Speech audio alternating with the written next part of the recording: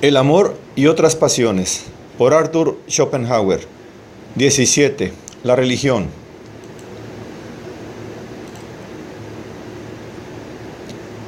No cabe duda, el conocimiento de la muerte, la consideración del sufrimiento y la miseria de la vida son los que dan impulso más fuerte al pensamiento filosófico y a las interpretaciones metafísicas del mundo. Si nuestra vida no tuviese límites ni dolores, tal vez a ningún hombre se le hubiera ocurrido la idea de preguntarse por qué existe el mundo y se encuentra constituido precisamente de esta manera. Todo se comprendería por sí mismo.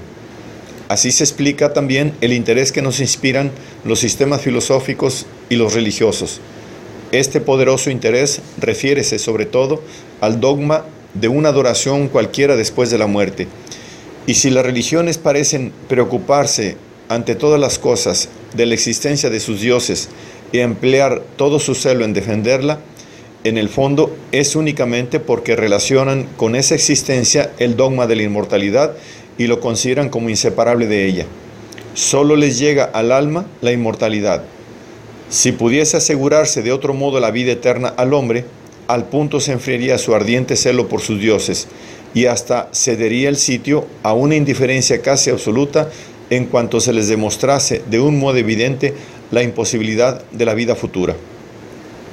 Por eso los sistemas materialistas o los sistemas escépticos del todo nunca ejercerán una influencia general o duradera. Templos e iglesias, pagodas y mezquitas atestiguan en otros tiempos, con su magnificencia y su grandeza, la necesidad metafísica del hombre, que, fuerte e indestructible, sigue paso a paso a la necesidad física. Verdad es que, si tuviésemos de humor satírico, pudiera añadirse que esa necesidad es modesta, pues se contenta con poca cosa. Fábulas burdas, cuentos insulsos, y a menudo no hace falta nada más. Grábense temprano en el espíritu del hombre, y esas fábulas y leyendas llegan a ser explicaciones suficientes de su existencia y puntales de su moralidad. Pensad, por ejemplo, en el Corán. Ese librejo ha bastado para fundar una religión que, difundida por el mundo, satisface la necesidad metafísica de millones de hombres desde hace 1200 años, sirve de fundamento a su moral, les inspira un gran desprecio de la muerte y entusiasmo para guerras sangrientas y vastas conquistas. En ese libro encontramos la más triste y miserable figura del deísmo. Tal vez haya perdido mucho en las traducciones, pero no he podido descubrir en él ni una sola idea de valor, lo cual prueba que la capacidad metafísica no va a la par de la necesidad metafísica. No contento con los cuidados, aflicciones y apuros que le impone el mundo real, el espíritu humano crea para sí otro mundo imaginario bajo la forma de 1000 supersticiones diversas. Estas le preocupan de todas maneras, les consagra lo mejor de su tiempo y de sus fuerzas, en cuanto el mundo real le permite un sosiego que no es capaz de saborear. Puede comprobarse este hecho en su origen en los pueblos que, situados bajo un cielo suave y sobre un suelo clemente, han tenido una existencia fácil, como los indostánicos, después los griegos y los romanos, más tarde los italianos, los españoles, etc. El hombre se forja a su imagen demonios, dioses y santos, que exigen a cada momento sacrificios, rezos, ornamentos, votos formados y cumplidos, peregrinaciones, posternamientos, cuadros, adornos, etc. Ficción y realidad se mezclan en su servicio, y la ficción oscurece la realidad.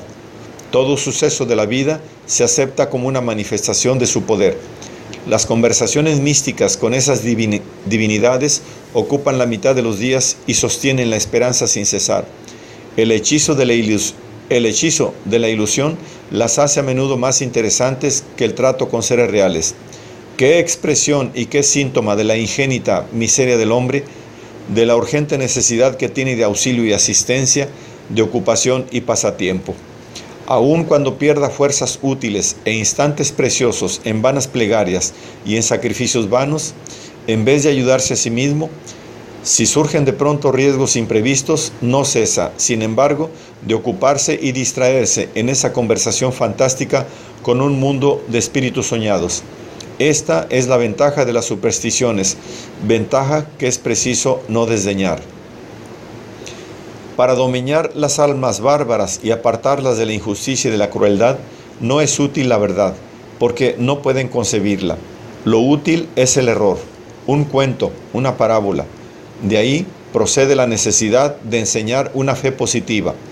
Cuando se comparan las prácticas de los fieles con la excelente moral que predica la religión cristiana, y más o menos toda religión, y nos imaginamos qué valdría esta moral si el brazo secular no impidiese los crímenes, y lo que tendríamos que temer si solo por un día se suprimiesen todas las leyes, no puede menos de confesarse que la acción de todas las religiones sobre la moralidad es realmente muy débil. De seguro que la falta estriba en lo flojo de la fe. En teoría, y en tanto que se aferra a las meditaciones piadosas, cada cual se cree firme en su fe. Pero los hechos son la dura piedra de toque de todas nuestras convicciones. Cuando se llega a los hechos y hay que dar prueba de su fe con grande abnegación y duros sacrificios, entonces es cuando se ve aparecer toda su debilidad. Cuando un hombre medita seriamente un delito, abre ya una brecha en la moralidad pura. La primera consideración que luego le detiene es la de la justicia y la policía. Si pasa adelante, esperando sustraerse a ellas, el segundo obstáculo que se presenta entonces es la cuestión de honor. Si se franquea, puede apostarse casi sobre seguro que después de haber triunfado de estas dos poderosas resistencias, un dogma religioso cualquiera no tendrá fuerza suficiente para impedirle obrar. Porque si un peligro próximo y seguro no espanta, ¿cómo se dejaría refrenar por un riesgo remoto y que solo se funde en la fe? Lo que habría de moral en la religión de los griegos reducíase a bien poca cosa, limitándose poco más o menos todo ello al respeto del juramento. No había allí ni moral ni dogma oficiales. Sin embargo, no vemos que la generalidad de los griegos haya sido moralmente inferior a los hombres de los siglos cristianos. La moral del cristianismo es infinitamente superior a la de todas las demás religiones que antes aparecieran en Europa. Pero, ¿quién podría creer que la moralidad de los europeos haya mejorado en la misma proporción, ni siquiera que sea actualmente superior a la de los otros países? Esto sería un gran error.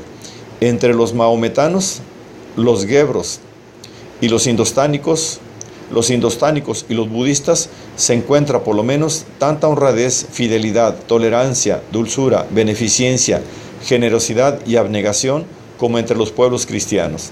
Además, sería larga la lista de crueldades bárbaras que han acompañado el cristianismo: cruzadas injustificables, exterminio de gran parte de los primitivos habitantes de América y colonización de esta parte del mundo con esclavos negros, arrancados sin derecho ni sombra de derecho de su suelo natal y condenados toda su vida a un trabajo de galeotes, persecución infatigable de los herejes, tribunales de inquisición que claman venganza al cielo, noche de San Bartolomé, ejecución de 18,000 holandeses por el duque de Alba, etc.